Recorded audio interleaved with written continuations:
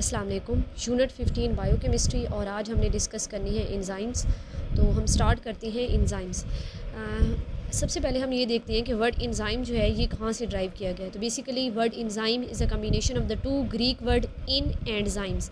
तो दो Greek word से ये मिल के बना है। फर्स्ट हमारे पास है इन और सेकंड हमारे पास है जाइम। अगर हम इनके मीनिंग जो है उसको देखें तो इन मतलब इन जो हम यूज़ करते हैं और जाइम मीन यीस्ट।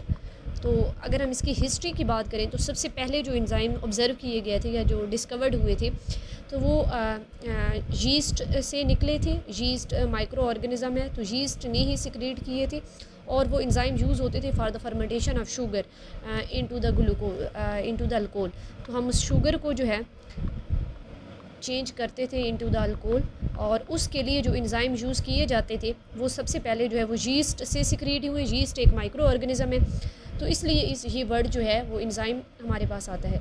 तो एंजाइम्स आर जो है ना, अगर हम नेक्स्ट इसको देखें तो एंजाइम मतलब फंक्शन क्या परफॉर्म करते हैं। तो basically enzymes are the bio catalyst आजकल ये बायो कैटलिस्ट के तौर पर जाने जाते हैं। मतलब लिविंग बॉडी के अंदर होने वाले different reactions mean metabolic activities की स्पीड को ये चेंज करते हैं, तो इसलिए हम इनको बायो कैटलिस्ट कहते हैं। तो कैटलिस्ट कोई भी ऐसा सब्सटेंस होता है जो कि आपके रेट ऑफ रिएक्शन को इंक्रीज़ कर देता है या रेट ऑफ रिएक्शन को चेंज करता है, तो उसको आप कैटलिस्ट कहते हैं। और एंजाइम्स बेसिकली बायो कैटलिस्ट हैं, मीन ये ऐसे कैटलिस्ट हैं जो कि लिविंग बॉडी के अंदर होने वाली रिएक्शन की स्पीड को इंक्रीज़ करते हैं या चेंज करते हैं, तो हम इसलिए इनको बायो कैटलिस्ट कहते हैं। तो किस तरह से ये लिविंग बॉडी के अंदर होने वाली रिएक्शन की स्पीड को इंक्रीज़ करते हैं। बेसिकली हमारा कोई भी रिएक्शन है तो वो जब परफॉर्म हो रहा होता है विदाउट कैटलिस्ट या विदाउट एंजाइम तो उसकी एक्टिवेशन एनर्जी जो है वो ज़्यादा होती है।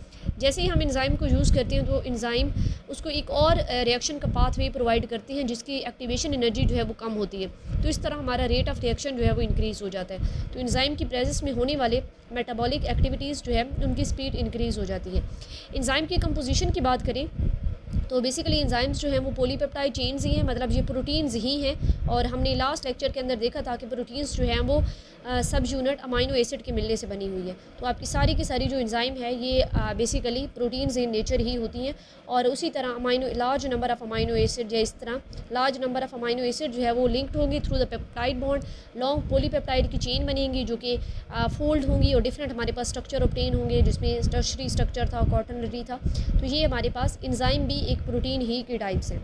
तो ये इसकी हमने थोड़ी सी जो है वो कंपोजिशन देख ली।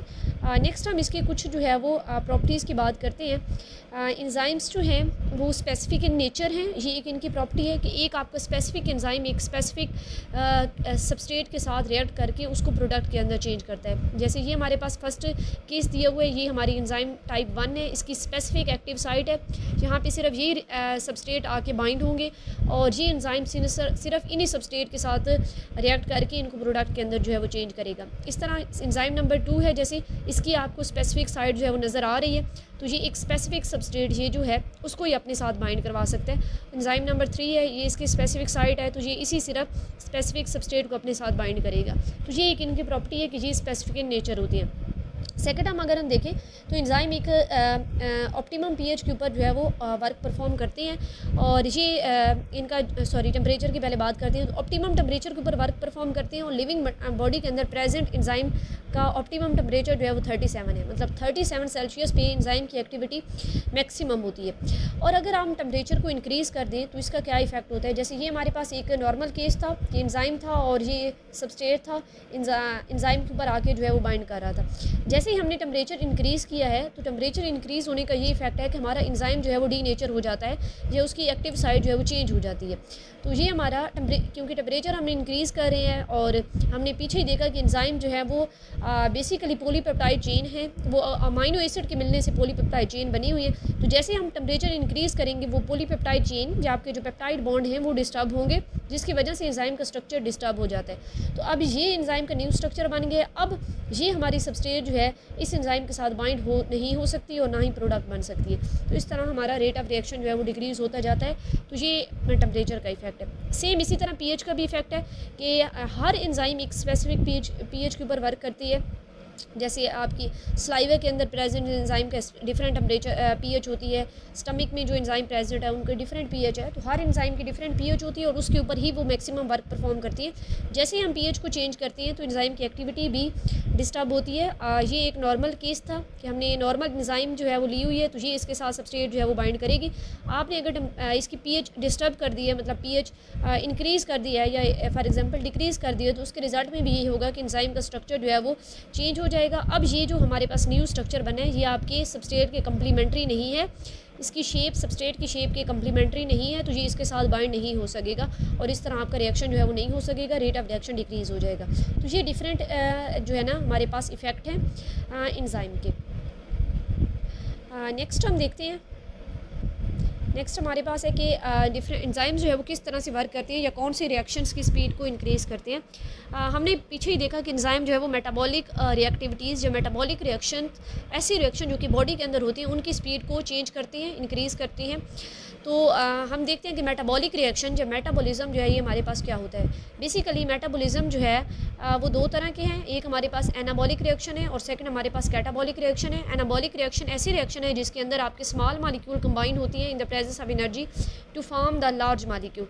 ये जैसे ये हमने यहाँ पे एग्जांपल दी हुई है, ये आपके स्मॉल मॉलिक्यूल थे और वो कंबाइन होके इन्होंने फॉर्मेशन की है एक लार्ज मॉलिक्यूल की। तो this type of reaction is called anabolic reaction और एनाबॉलिक रिएक्शन के रिजल्ट में एंजाइम हमेशा रिलीज़ होती है। अब कैटाबॉलिक रिएक्शन है, इस रिएक्शन के दरमियान ये होगा कि आपकी जो लार्ज मॉलिक्यूल है वो ब्रेक डाउन होगा और उसके रिजल्ट में हमें स्मॉल मॉलिक्यूल जो है उसकी फॉर्मेशन मिलेगी, जैसे ये स्मॉल मॉलिक्यूल जो है वो बने हैं। तो इसके ये जो ब्रेक डाउन करवाई है ये एंजाइम ने करवाई है, तो वो एंजाइम जो कि एनाबॉलिक रिएक्शन के रिजल्ट में रिलीज़ हुए थे। एनाबॉलिक रिएक्शन एक ऐसा रिएक्शन था जिसमें स्मॉल मॉलिक्यूल मिले थे और एक लार्ज मॉलिक्यूल बना था, तो उसमें एंजाइम भी रिलीज़ हुए थे। और कैटाबॉलिक रिएक्शन में वही एंजाइम यूज़ हो गए, ये एंजाइम यहाँ पे यूज़ हुए हैं to change the large molecule into the smaller molecule. तो इस तरह आपके मेटाबॉलिज्म के दौरान जो है वो एंजाइम यूज़ होती हैं और एंजाइम जो है वो रेट ऑफ रिएक्शन को इंक्रीज़ करती है। तो ये आज का हमारा लेक्चर था।